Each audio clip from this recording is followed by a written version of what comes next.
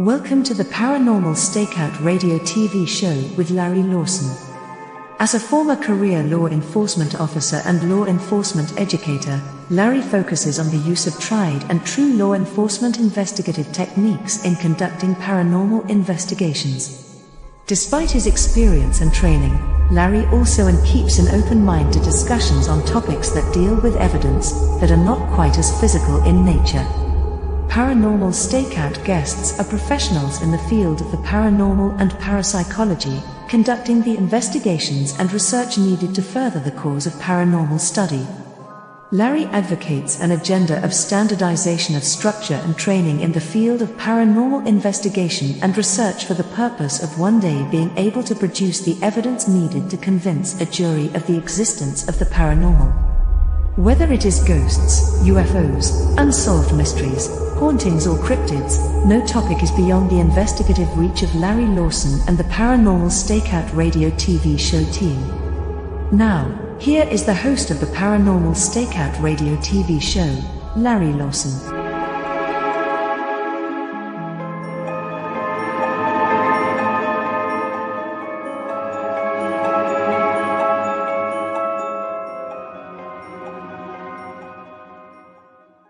Good evening, everyone, and welcome back to Paranormal Stakeout. I'm your host, Larry Lawson, coming to you from the headquarters of the X-Zone Radio and Broadcast TV network down in Vero Beach, Florida. That's the southern command post, I should say. Headquarters is up in Ontario, Canada.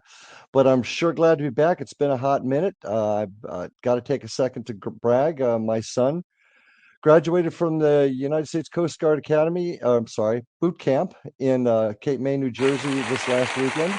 Yeah, thank you. And he's serving our country, and I'm just so proud of my son. And unfortunately, I came back with what they call the Cape May crud. I've had a nasty head cold for the last couple of days, so if I sound a little... Okay, the producer's on his job tonight. Anyway, got a great show for you tonight. Got a young lady out of Mesa, Arizona. She's part of an all-female, all-women paranormal team out there called the Cahal Crew Paranormal. And tonight representing them is Colleen, also known as Red, and she's their team medium. So we're going to have a really interesting discussion tonight, not only on her team, what they do, but also what she does as a medium. So with that, I'd like to introduce Red to the show. Hi, Red. Hi, Larry. Thanks so much for having me on. I appreciate it. Well, it's great to have you on tonight. I don't know what it's like out there in Arizona right now, but we're starting to warm up here. I tell you what, I didn't appreciate Florida at all until I came back from New Jersey last weekend. I bet. God, it was cold. Especially with all the snow. I know. So tell us, I want to know a little bit about you, and then from that, I want to move into learning a little bit about the Cahal Crew. So tell us a little bit about Red. Well, I am an evidential medium, and I came out of the, I say, the proverbial mediumship closet back in 2021. And I've had my gift since I was 5 years old. I just didn't really go and do a lot with it since that time frame. And so just through a couple of events, kind of hooked up with Misty and Marianne Cahal. And from there, it was kind of like, hey, we need a psychic medium on our team. And I said, perfect. I would be lovely to help you out. And the rest is history. So you've been with them since 21, correct? Correct. Yes. Okay. And you're an evidential medium. That was one of the questions I wanted to ask. And you first realized you had this gift when you were age 5. What occurred that brought this to your attention, and how did you react to it as a young child? I didn't know anything differently from it. I was very comfortable with it. I actually was playing a tea party at a rectangular table in my room, and I had a doll in one chair, and I had a bear in another where I sat, and then I had an empty chair, but I had coffee, little teacups all around it. And so I was having a conversation, and my mom came in and said, who are you talking to? And I said, Pap. I have to say, that's my deceased grandfather. And he died when I was 9 months old. So I would never have known him to be able to have a conversation with him. And she said, you can't be doing that. He's dead. I said, I know. And she said, well, there's no way. And I said, he's right there, because I could see him. I could talk to him. And she, being highly Catholic, shut it down and said, "Nope, we aren't doing this. This is demonic. It's not of God's work." And I went, "I don't understand. This is normal for me. I see dead people. I talk to them." But Interesting. I got to ask you this question. Your grandfather was there when this conversation was going back and forth? Did he yep. react at all to it? Oh yeah, he did. Actually, I was really upset when my mother closed the door because I was like an only child. I had two older brothers who were 10 and 11 years older. So when I'm Mhm. 5, they're 15 and 16 years old living their teenage years. So I was essentially like an only child. So he was my major play person. I would love to play cops and robbers. I'd play in Cowboys and Indians. I'd play detective, all kinds of things with him. So I was really upset that, she told me that I couldn't do this anymore. And I asked him what to do. And he said, make up an imaginary name. Say that this is your imaginary friend. He goes, trust me, it'll go fine. It did. Next time she came in, she asked me the question of who I was playing with. And I said, my imaginary friend, Hockey. And I just made up a name. And from there on out, she was totally fine with it.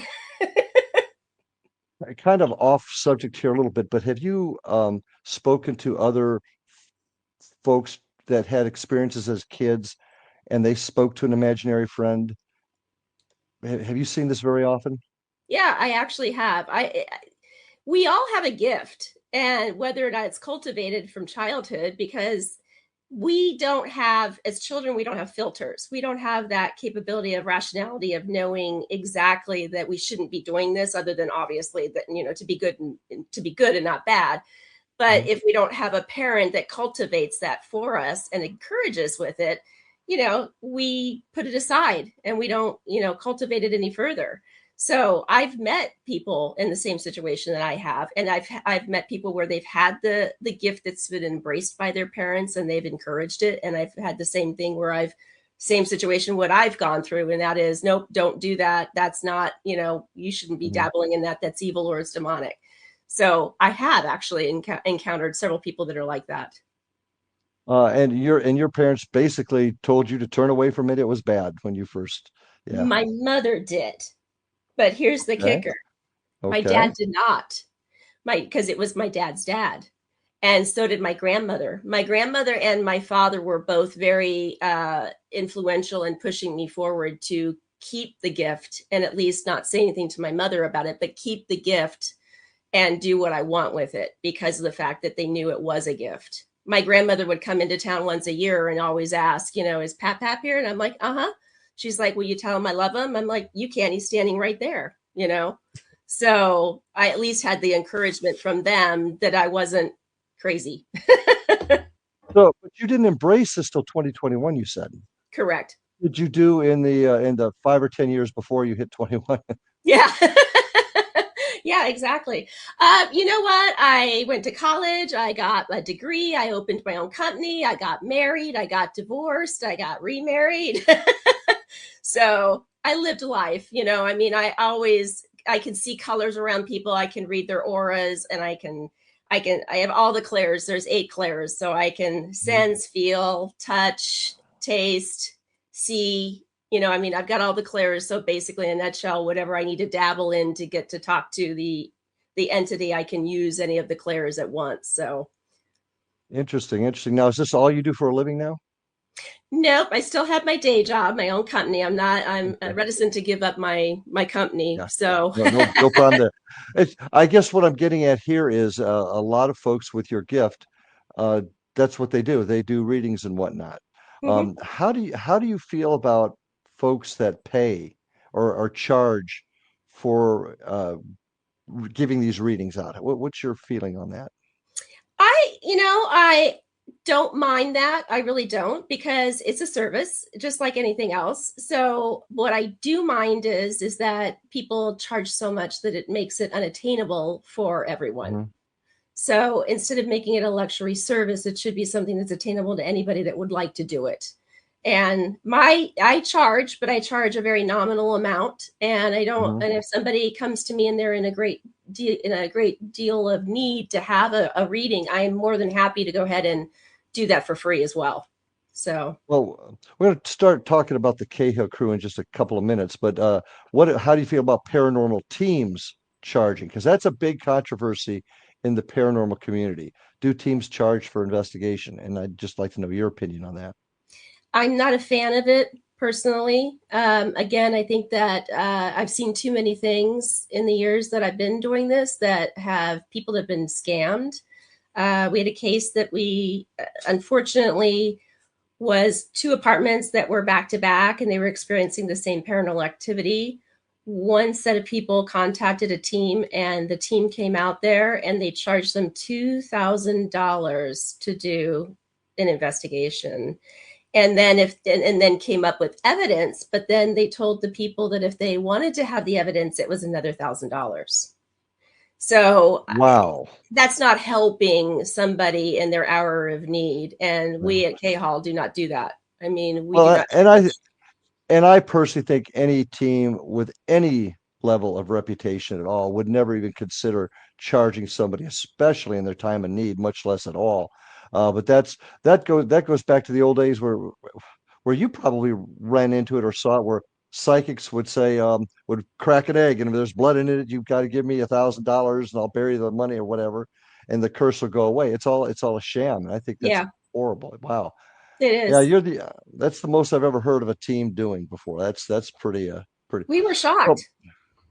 yeah. So getting with the team now, talk to me about the Cahal group. What's how did they get together? How did you join in with them? Tell me a little bit about them. Misty and Marianne Cahal are married, and they actually started this team in 2019, 2020 as an activity to kind of keep their family together in the moment of boredom. And so they have two daughters, and what they did is they would go out and go to little haunted locations and, try to see what they could get on camera, use the K2 meter. And then the children grew up, obviously, and moved on and moved out, and they wanted to continue this. And so they just kind of put out a Facebook kind of e-blast type thing, and some people started to join. And I actually met Misty and Marianne because my husband's in the concert business, and we had Amy Bruni at Talking Stick Resort here in Oh, Scottsdale, okay. Arizona. Hmm. And we had a contest, and the contest was that you had to answer a question about Amy Bruni, and whoever got it right, there was two sets of tickets plus meet and greet. And Missy and Marianne were the two that were able to win that contest, and that's how I met them. And that's how Misty and I started talking. And then she said, we really are in need of a psychic medium. Would you be interested? And I said, sure. I've never dabbled in the paranormal. I would love to learn more about it and see what you do on an investigation. And so I went out and did an investigation with them and absolutely fell in love with it. And as you know, it gets stuck in your blood and you can't get it out. And here we are 6 years later. Well, that brings me to probably a very, very important question, a question I like to ask a lot of, especially new investigators. What's your motive? What's your reasoning? What is your drive? Um, and I'd be very interested in hearing that, but we're coming up on our break in about 30 seconds. So I don't want you to get started on this and then have to finish up. But I think it's very, very important to ask folks, what is your reason you're doing this? Is it fame? Do you want to be on TV? Are you looking to help people? Are you looking to find answers within yourself? Or are you looking to find what the big answer is? With that, I'll let you chew on that a little bit. We're going to take our first break, folks. So if you'll stay with me, I've got Medium Red with me from Cahal Crew Paranormal out in Mesa, Arizona.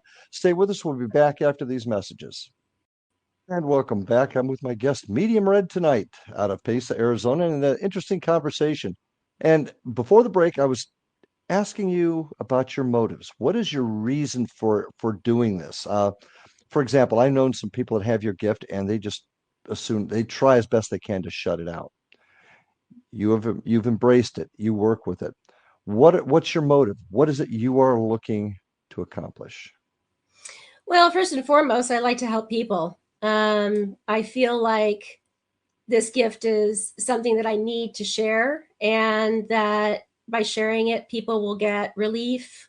They'll be happy. They'll get peace from the information that I'm giving them on a singular level when I'm sitting with them as a sitter. The other part of it is I'm fascinated by it. I mean, I still, people ask me, well, how do you do this? And I don't know. I just do it. I see it, hear it, feel it, smell it, taste it. So it's just It's ingrained, and I really don't understand how I do it, but I do it. And the other part of it is just I'm just really interested in knowing how, in paranormal investigations, when we go in, getting what I get is backed up by the evidence, by the machines and the technology. So I'm able then to sit down with somebody and tell them, well, this is what's going on in your building. You have XYZ going on, and it's this particular entity. His name is this, and the reason why he's here is this. And let's show the backup to it on the evidence side. And we found a death certificate, or we found, a name that came through the spirit box that backs up my name. So it's a really interesting thing that I'm fascinated by it, but I also love the fact that I can help people with it as well. Okay. Now, from the investigation side of it, because frankly, I know a lot of folks say we all have ability, but I personally think I have about as much psychic ability as this table I'm sitting at. But I also, I'm a cop of 40 years, so I spent a lot of time dealing with gut feelings. So I do understand, and I'll be honest with you, Red, and my audience has heard me talk about this before. I had a hard time with mediums up front. I did. Working homicide investigations and whatnot, I would deal with just all kinds of things that would come out that never proved anything until some things changed over the last few years, and I've had a real change of heart. So I know there's people out there with that gift. My good friend Chris Huff over in England is one of them. When you talk about your evidence, first of all, tell me your procedure. How do you guys conduct an investigation, and how do you fit into that investigation? Typically, when we have an investigation, I know nothing. I like to say I'm naked. I basically walk in, not even other than just having an address. I walk in. I don't know anything about what is going on. He doesn't brief you or anything? Nope. Okay. I have no briefing whatsoever. I know nothing. Right. I'm just told that there's a date and a time that I need to be there, and this is the address. And oftentimes I can channel ahead of time. Typically I like to do that. I like to channel ahead of time and start knowing what I'm dealing with or who I'm dealing with. And at that particular moment in time, I've already narrowed down to what's going on in the location. So then we meet, and Misty will go in with Tracy, who is one of our newest members. They'll go up and set a baseline by checking to make sure that is it something electrical that's causing the issue in the house, or an interview with the homeowner to get more information from her. And then I come in and I deliver what it is that I'm picking up and what I am sensing and talking to and feeling. And then Misty will set up cameras. They'll set up the K2 meters, the REM pods, and then we'll start doing either a spirit box session and talking to the homeowner to give them the information as to what we're getting as we're going along with the investigation. Okay, so going back a little bit, you're at the beginning of the investigation. Do you do a walkthrough beforehand? I don't. Okay, so you during the investigation, do you point out anything like there's somebody in the corner there? Do you do that? I do. Okay. Correct. Yep. Okay. All right. Have you ever had, and give me an example if you could, direct evidence from what you've said proven on a piece of equipment? Because I'm going to get to equipment here in just a second. Yes, as a matter of fact, we've had one of the investigations that we did in Clifton, Arizona, and I'll tell you a little bit about it, but basically in a nutshell, it's a lady of the night who is murdered by her husband. It was a love triangle situation. When I was in her room, which is now the restroom, I always say that and chuckle and laugh because I'm standing in the restroom talking to a dead person. But we were talking, and I basically was saying, were you just the one touching me? And we literally have an EVP where it said, yes, I was touching you. So we'll get things like that where it's just mind blowing. It's just incredible. Have you ever gotten a name that you've been able to prove historically? Yes. Okay. Absolutely. Can you give me an example of that? I can. We're in production. I also consult with another local team here as well, and we are in production for a new TV series that's going to be streamed on the Roku channel.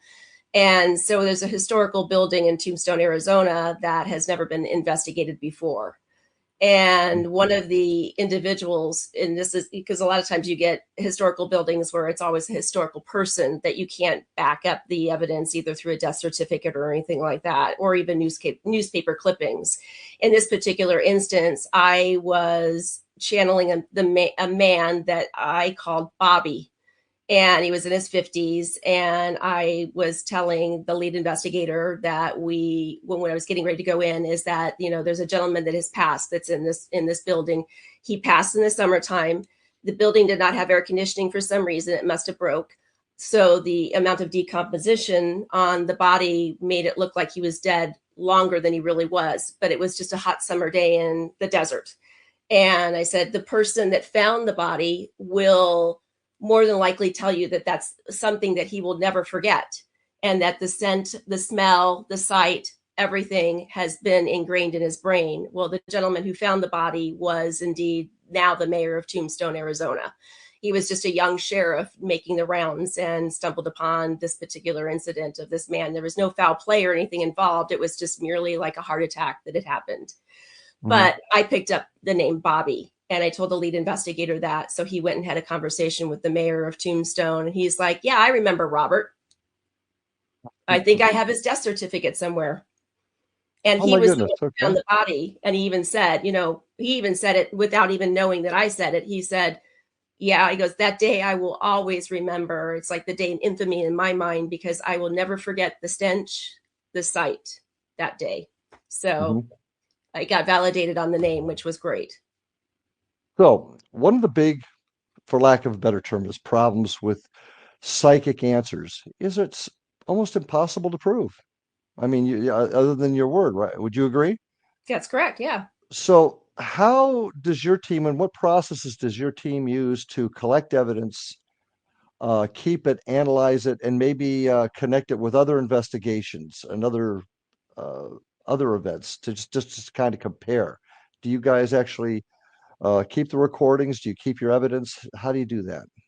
Yep. Misty is I love it because she's the person that goes through all the evidence and spends hours upon hours going through audio, going through, photographs, going through video, etc.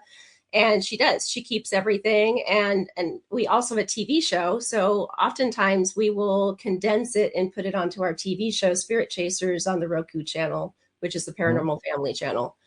And because we have that evidence, we can go back and revisit it at a later date and time, because there's times when we do go back and revisit the same building or the same place.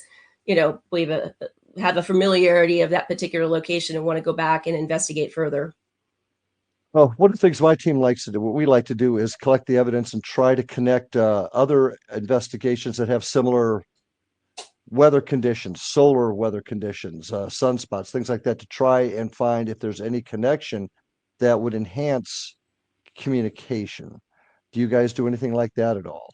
No, we really haven't. No, Okay. unfortunately not. That's really interesting though, because that would be a very cool scientific way of trying to see some similarities or maybe debunk something in that nature too. And debunking, you got to have that in there if you're going to do this sort of thing. You can't take every bump in the night and assume it's a spirit. Um, That's right. so, do you guys talk with other teams? Do you compare notes with other teams at all? Unfortunately, not really. We kind of stay to ourselves, and the reason being is unfortunately, I'm sure you're aware of it, but para unity is not really a big thing, unfortunately, in a lot of teams working together. We do have some teams that we are friendly with and are able to bring them on to do an investigation where we'll do a co-investigation with them in that case, but it's very far and few between. And it's very disheartening, especially for me, who is somebody that wants to get to the bottom of the truth and help people. But the drama starts to take over, and I just don't even want to be a part of it. And I can understand that. One of the things that, and I don't want to keep bringing my group up, but we're trying to do is connect folks together so that we can share data like we do in police work. Right. Uh, for example, if we have a homicide in Seattle, Washington, and a Seattle homicide down here in Vero Beach, Florida, essentially they're going to be investigated the same way, and information can Mhm. be shared. What are your thoughts about creating that kind of structure in our community that I would would allow love it. people to share. I love it. I think it's great. I've been talking I have also a podcast that I do with within the Cauldron, and talked to a gentleman named David Wells, who is starting a Para Unity conference that he's trying to put on in April. And I think it's great because, again, what he's trying to do is exactly what you're talking about, is connecting other teams together to hang out, talk about their equipment, talk about their ways of how they do the investigations, and hopefully within that, being able to say, okay, we can rely on each other and Then why talk can't about we? things. Why can't we? Yeah. What is keeping us from doing this, in your opinion? I think the people that are looking at it from the standpoint of being rich, famous, that kind of thing, to be on TV and that, instead of looking at it from the standpoint of helping people, those are the people that they feel that we're competition to them, when in reality we're not.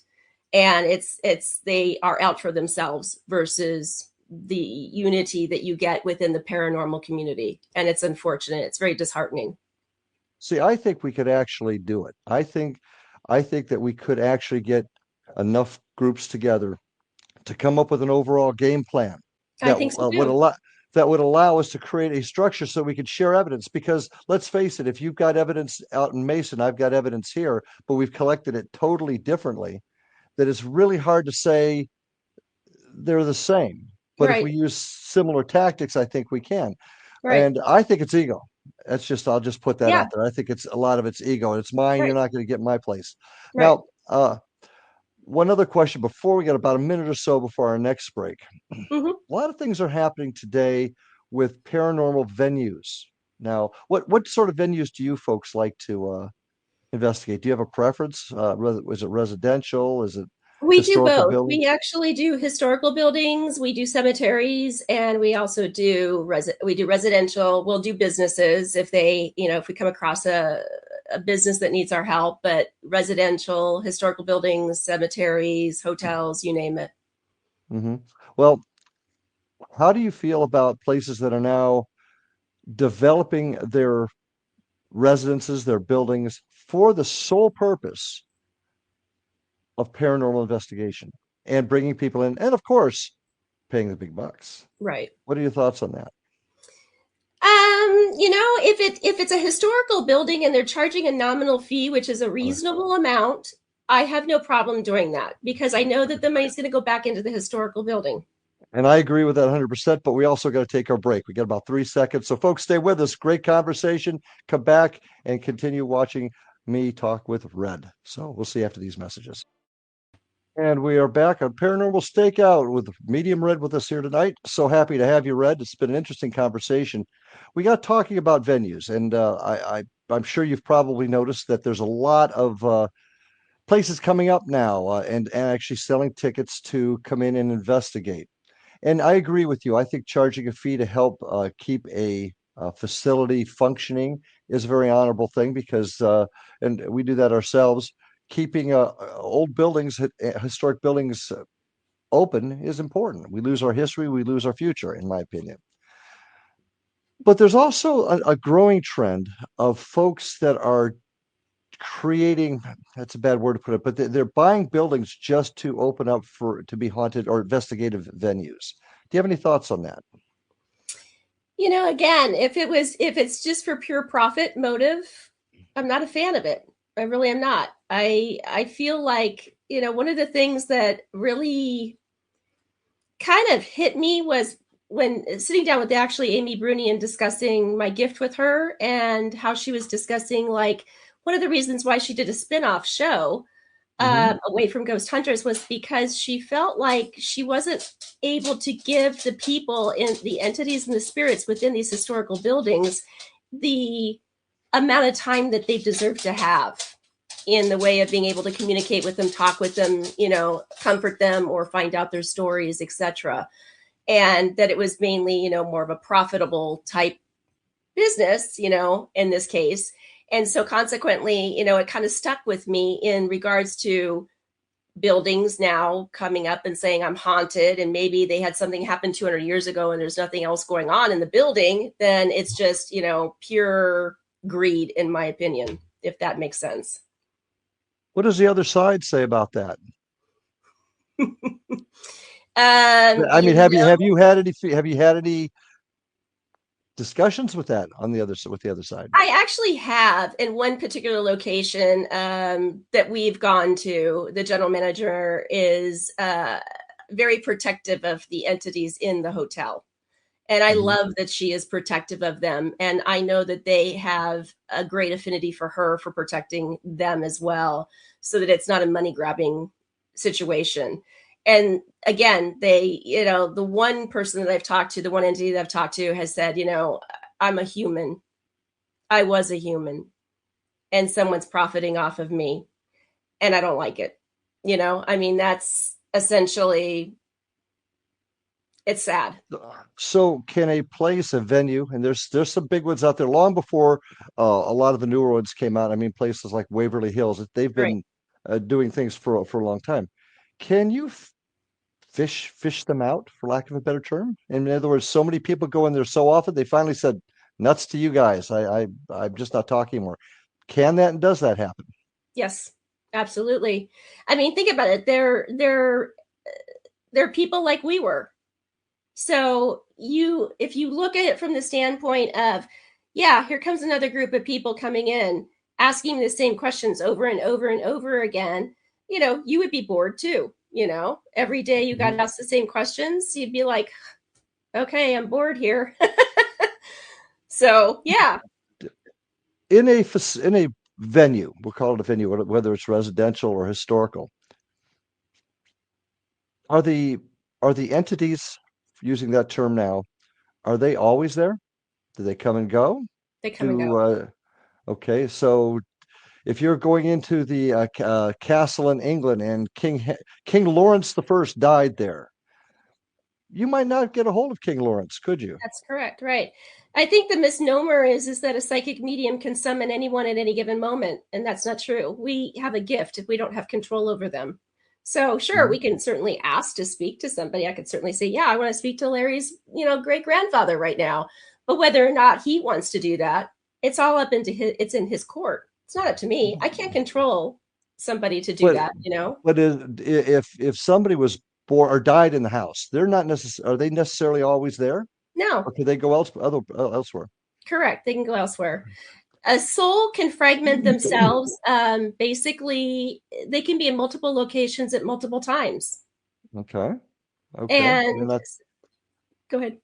No, you're not the first person to tell me that, so I find that interesting. I mean, if Um, I want to go to my son's house, I'll go to my son's house. But I also might want to go to Paris, France, and look at the Eiffel Tower. So you can be in multiple places at one given moment. So the soul can fragment. It's not linear. Time isn't linear, and and souls are not like us. They're not like a human being where it's a singular thing that you have to do, like you get in the car and drive. You can fragment into multiple locations. okay. I'm going to turn now to getting to some more really deep stuff. At least I think so. First of all, you're a medium. You've been doing it. I've got like dear friend I mentioned to him before, Chris Huff, who does come with us on our investigations via the internet, I might add, from England, which Mhm. is has produced some very interesting stuff. How do you feel about that? Doing something telephonically over the can you read a place over the phone or okay? Absolutely. All right. Yep, absolutely. I don't mind it at all. Absolutely. If it I've helped a couple in Tucson who were going on an Mhm. investigation, and for some reason when we were texting back and forth, she had told me she was on an investigation, and so I said, "Okay." I said, she goes, "It's demonic." And I went, "No, it's not demonic." And I said, "It's an elderly man who's mad." And I said, "When you want to talk, let me know and I'll give you the more information." Well, the day went on, and then in the evening she contacted me and said, "Okay, I think we need to talk." And I said, "Okay, it's an elderly gentleman." I said, he said that he is very pissed off at his daughter and wife. And I said, and again, I don't know anything about this investigation. I have no clue. She didn't say anything to me about it. She just said that she was going down that to Tucson, that she had heard that the woman had contacted her and said that she had heard growling, and that the first initial thought was because they heard growling that it was demonic. Well, it turns out it was the gentleman who was married to the woman And he had said to me, I gave them one thing to do when I died, and they effed it up. And I said, okay, what is it? I said, what is it that you need me to do? He's like, you need to find out where my ashes are. So he said, half my ashes were to be buried in Tucson, Gates Passway, and half the ashes were supposed to be sent to my sister to be spread out in a playground area that the two of them had a affinity for from their childhood. So I'm texting back with her, telling her this information, and said, where are the second ashes? And she said, they're in the vegetable garden in the backyard. Ooh. I said, well, you better go get those, pick up some of that dirt, put it in a Ziploc bag or something, and get it to Cleveland, Ohio. And that's the only way this gentleman's going to be happy, because that is what his dying wishes were. And you said you would do it, and you didn't. And this is why you're hearing growling, because he's trying to get your attention. He wants to know why you put his ashes in the vegetable garden in the backyard. Right. So you get these messages clearly like that. Correct. Interesting. Now, correct. Going back to my question, then I'm going to ask about demons in just a second here. But you're telling me this story, but let's just say another medium talked to these folks also, but he gives a little bit different story, essentially the same, but they're a little bit different. Does that mean one of the two of you are fakes? No, not necessarily. As mediums, we're supposed to be delivering messages, and our gifts. And again, depending on our gifts, like I told you earlier on, I have all the clairs. So there's times when a entity or spirit will tell me something visually, or they'll tell it to me audibly, or they'll tell it to me by scent or taste or feeling. And it's up to us to peel that onion apart to figure out what they're trying to say. So it's not as necessarily as easy as you and I having this conversation, because it's different with them. Because if you're not a medium that can hear and only see something, then you're going to see something and you're going to have to analyze it to understand what are they trying to tell you in that visualization. So yeah. Can the medium's own background, upbringing, religious, being raised in a certain way, can that affect how the message comes out? Certainly. It can also, things that have happened in our lives, like PTSD or cancer, for instance. Maybe you don't want your PTSD against cancer. And so if it's something that has to do with cancer, maybe you block it out and you're not going to give that message to that person because it's pertaining to cancer, if that makes sense. Where you have your own problems with it, and so therefore you're not really being true to the sitter by giving them all the accurate information. So yes, background or feelings, emotions, or even your own life experiences can also alter the message. And that's why you have to sit back and put that aside, which is easier said than done, and be able to be really in the moment and think, well, what is it that Spirit's trying to show me? Why am I seeing that rose? Is it because the person liked roses, or was her name Rose? So there's also misinterpretation like that, basically, like, okay, your mother liked roses, instead of looking at it and, like you said, digging deeper into it and finding out, nope, my mother's name was Rose. Got it. Okay. You mentioned demons a moment ago. Do demons exist? And what are they, in your opinion? I agree that they do, but I think they're manifestations of negative energy that humans create. So we have encountered one, and it was actually in Clifton, and it was a manifestation of this particular business was an apothecary back in the day in the 1800s, and it's now a residence/store. So the building itself at lower level is a store. On the upper level, she had rooms that she would rent out to boarders.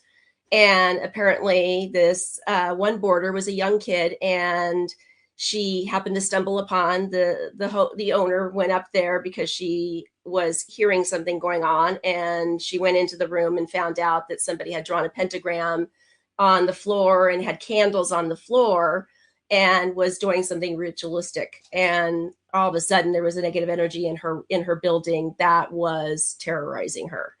And she was so upset about the fact that the boarder had lit candles, not so much about the ritualistic thing that he was doing, that she kicked him out before he could close anything down or take it with him.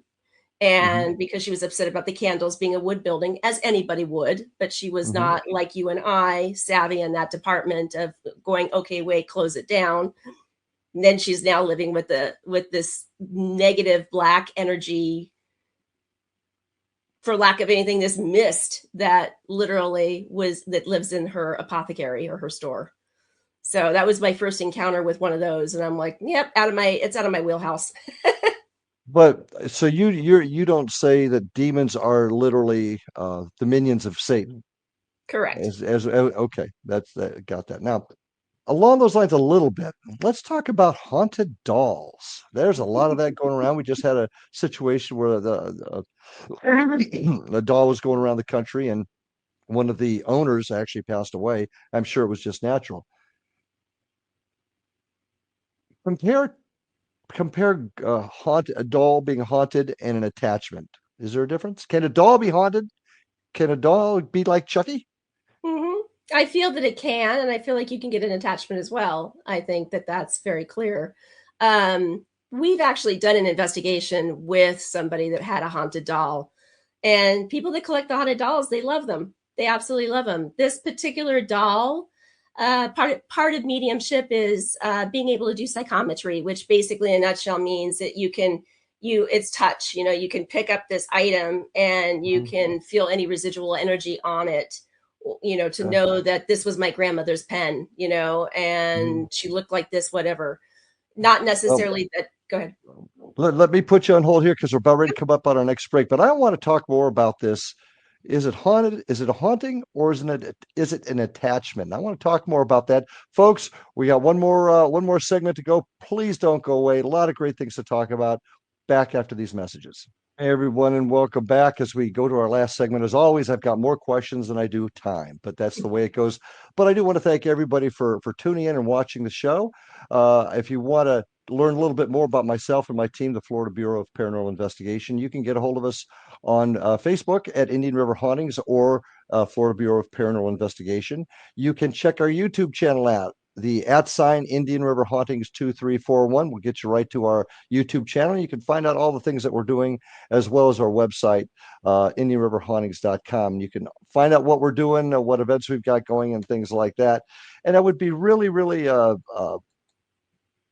would be bad if I did not mention the great programming here on the X Zone Radio Network. XZBN.net will take you to all the great broadcasts on this network, and I really encourage everybody to take a look at it.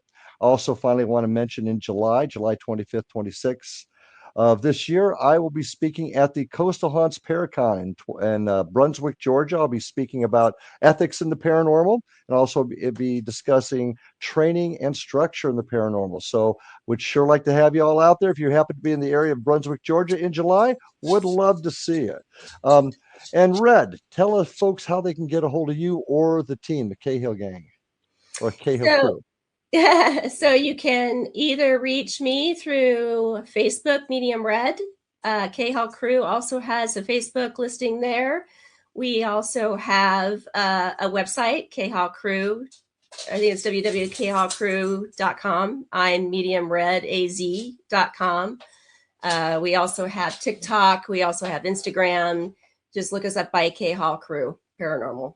Okay, terrific. So let's get back to where we were at before. I want to talk about haunted dolls. You actually believe that, and you believe that a spirit can inhabit a doll and it can function or at least move because of the spirit inside of it. How do you differentiate that between that and just an attachment, if I'm saying this correctly? I feel that an attachment is something that's going to happen to a person, and it's typically another spirit that attaches to the individual. I feel that can be negative and is malicious and will try to hurt the individual. I also feel that a doll can be haunted and it's imprinted with negative energy from a traumatic experience, whether it's the death of somebody or a fire or things like that. And I feel that negative energy can manifest into moving the doll and doing things maliciously as well. So a little, I guess the way I'm discerning it is one is more for a person, one's more for a physical item, if that makes But sense. it does, but what I'm hearing you say is there an attachment, therefore an attachment and the haunting of a piece are really determining whether it's a person or an item. I go back to that old TV show, Haunted Collector, years ago. I don't know if you ever saw Haunted Collector, where they collected items that were um, had influence or imprints from the other side. How is that different? How could a desk or a chair or a bed have an attachment then? How could it have how a desk can have an attachment to it? Right, right. Well, in the case of Or the is it doll that we investigated, I would say that there was the mother who lost a child in a fire, and mhm, when she died, she imprinted on that doll, and the doll had it was a very weird connection to this homeowner, and her son had a weird mhm. connection to the son because the son was probably about 4 or 5 years old, and I think he could see and feel what was going on with the doll. I wouldn't have been surprised if he wasn't even maybe a little medium, budding medium in this case. So I really feel like it's imprinting onto the item as opposed to it being an attachment in this case. But that's just my discernment. And everybody has a different way of looking. I think you could also agree there is no definitive experts in this field. We Correct. really don't know all the answers. It's Correct. just when I hear about, I'm heading to Key West uh, tomorrow, in fact, and Robert the doll. Robert the doll. And is Robert the doll really haunted, or has he just got some sort of attachment? And we all have the right to our thoughts on that one. But if Robert the doll got up and started talking to me, then I'd say he was haunted. But other than that, I'm just gonna be nice to him anyway. I'm not gonna take any chances. Don't take photographs of him. Oh no no no no no no no no no. If So you do, you must ask permission. aspiration or bad things will happen. Yeah, it's amazing how much of that somebody knows the story, they take the picture, and then their car breaks down on the way home or something like that. How much of that is circumstance? How much of that is uh kismet? Yeah, How much of that is just coincidence? right. Yeah, I feel that Yeah, it's probably largely more coincidental than anything else. yeah, it's hard to say. Now, so you've spent your youth, you saw grandpa at a very young age. You're able to talk to folks. You have all the clairs, as it were. You have all those abilities. What is it, Red? What is it we're really dealing with in your opinion? And that's all I'm asking is your opinion. What is the other side? Is it truly our past relatives reaching back to us, or is there another answer to it? What are your thoughts? I honestly feel that it's our past relatives reaching out to us. I really believe that the soul goes somewhere else, and Mhm. that veil is very thin for some of us to be able to see them, and that it's a much better place. Every spirit I've talked to has told me that they're fine, it's peaceful, they don't want to come back, they love where they're at. So for me, I it makes me feel a little less scared of the eventuality, if that makes sense. Does. But is it just the other side? Are they just literally across the veil, all of our past relatives?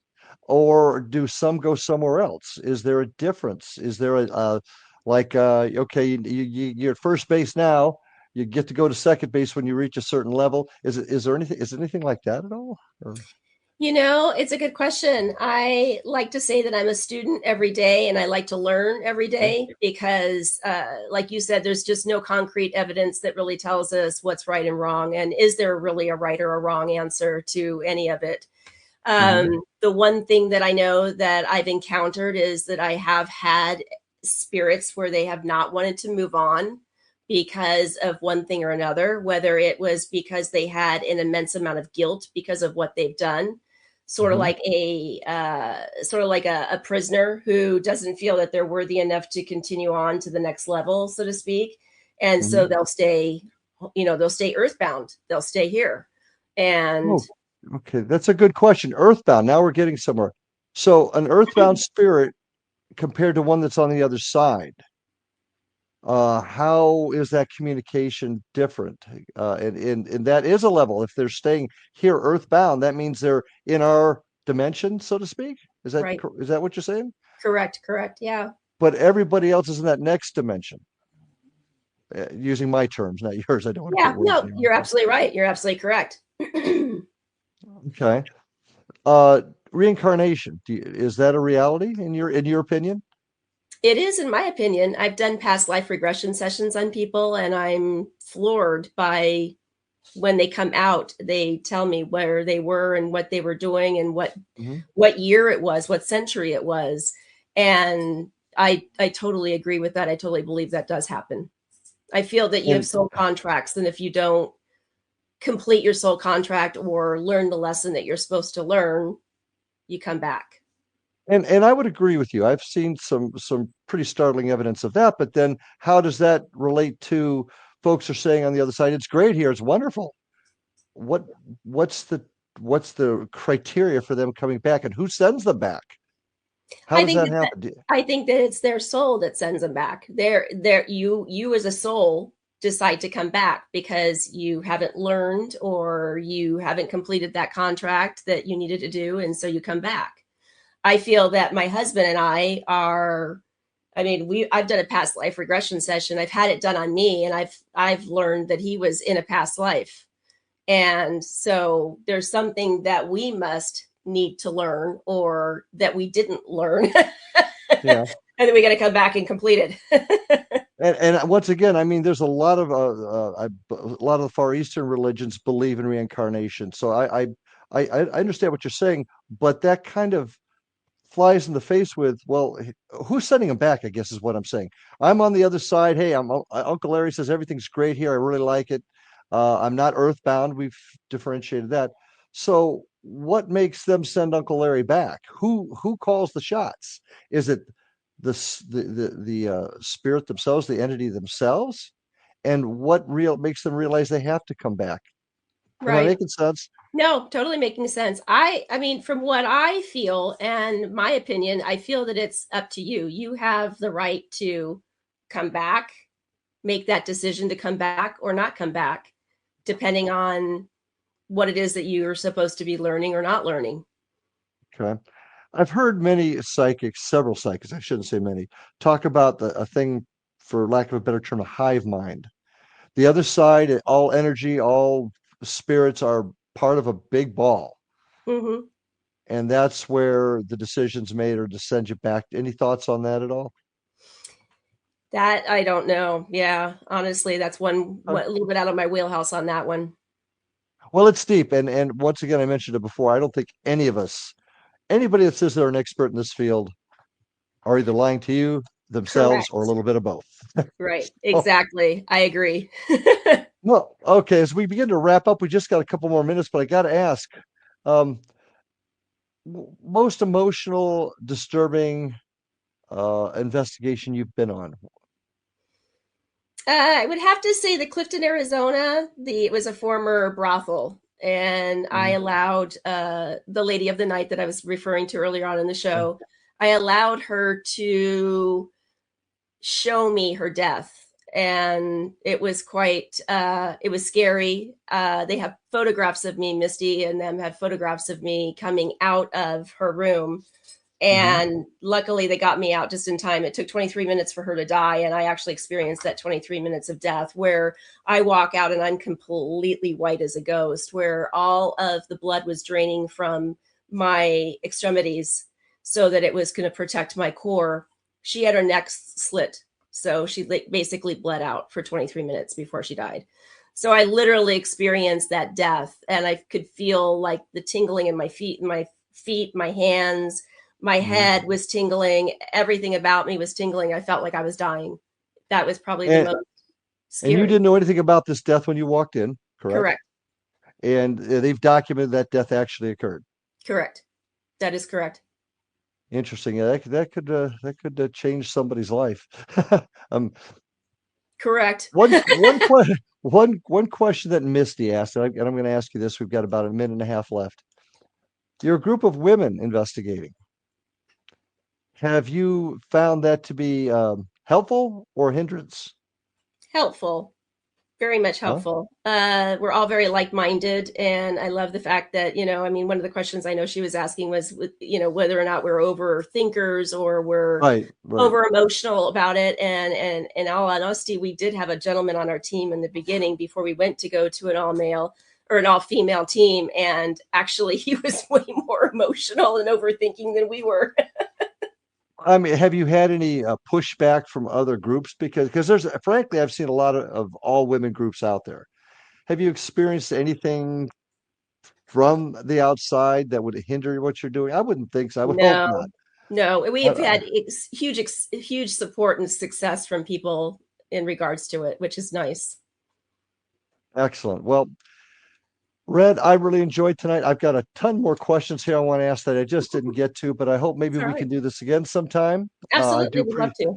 I appreciate you joining us tonight, and I appreciate everybody out there being with us. So, like I said, check me out at IndianRiverHauntings.com. Check out the other broadcast shows at xzbn.net, and come check me out in July in Brunswick, Georgia at the Haunted Coast Paracon. So, with that, have a good night, take care, and we'll see you on the other side.